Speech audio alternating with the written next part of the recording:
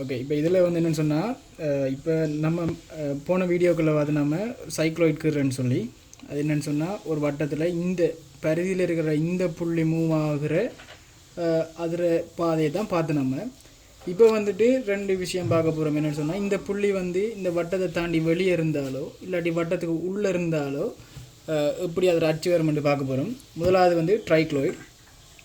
இது ட்ரைக்ளோயிட் வந்து ரெண்டு இருக்கு, இன்ஃபீரியர் சுப்பீரியர்னு சொல்லி. இப்போ சுப்பீரியர் ட்ரைக்ளோயிடுன்னு சொல்கிறது வந்து நம்மளுக்கு தேவையான முதல் பேஸ் வட்டம் வந்து இதாக இருக்க போது இதில் இருந்து குறிப்பிட்ட அளவு தூரத்தில் வர இந்த புள்ளியங்கிற இந்த அச்சில் இந்த புள்ளியங்கிற பாதையை வந்து தான் நம்ம இப்போ எப்படி வரும்னு பார்க்க போகிறோம். மெதட் எல்லாமே வந்து ஒன்று தான்.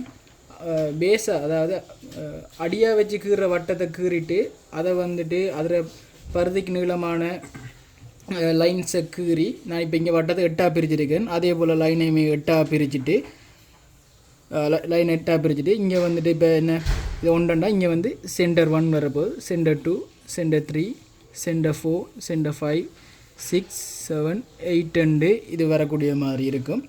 இங்கே இப்போ தான் இது வரைக்குமே வந்து ப்ரொசீஜர் வந்து நார்மலாக போகும். அதாவது வட்டத்தை கீறிட்டோம், பிரிச்சிட்டோம், பருதிக்கு நீளமான லைனை கீறி அதையுமே பிரிச்சிட்டோம், சென்டரை கீறிச்சிட்டோம், நம்பர் பண்ணணும். இப்போ இது வந்து 0, 1, 2, 3, 4, 5, 6, 7 திருப்பி 8 வரும். இது வரைக்குமே வந்து ப்ரொசீஜர் வந்து நார்மலாக இருக்க போகுது. அடுத்து இதில் இருந்து தான் வந்து மெத்தட் மாறப்போகுது. என்னென்னு சொன்னால், இப்போ இது வந்து அடிவட்டம், இதில் இருந்து தான் வந்துட்டு ஓரளவு தூரத்தில் அசைய போகிற புள்ளியை பார்க்க போகிறோம். அப்போ அதுக்குரிய தூரம் வந்து எவ்வளோ வந்து கேள்வியில் தந்திருப்பாங்க. மையத்திலேருந்து இவ்வளோ தூரத்தில் அசைகிற புள்ளி அப்படி தந்திருப்பாங்க. அதன்படி நம்ம இதுக்குரிய இந்த புள்ளிக்குரிய ஆரையை வச்சு ஒரு வட்டம் கீறினோம்னா அது வந்து இந்த பேஸாக வச்ச வட்டத்தை தாண்டி வெளிவட்டமாக வரும். ஓகே. இப்போ வந்துட்டு வெளிவட்டத்தை கீறிட்டோம். வெளிவட்டத்தில் இந்த இருக்கிற புள்ளி தான் வந்துட்டு என்ன செய்ய போகுது, இதன் பாதை வழியே இயங்க போகுது. இதில் கவனமாக பார்க்க வேணும்.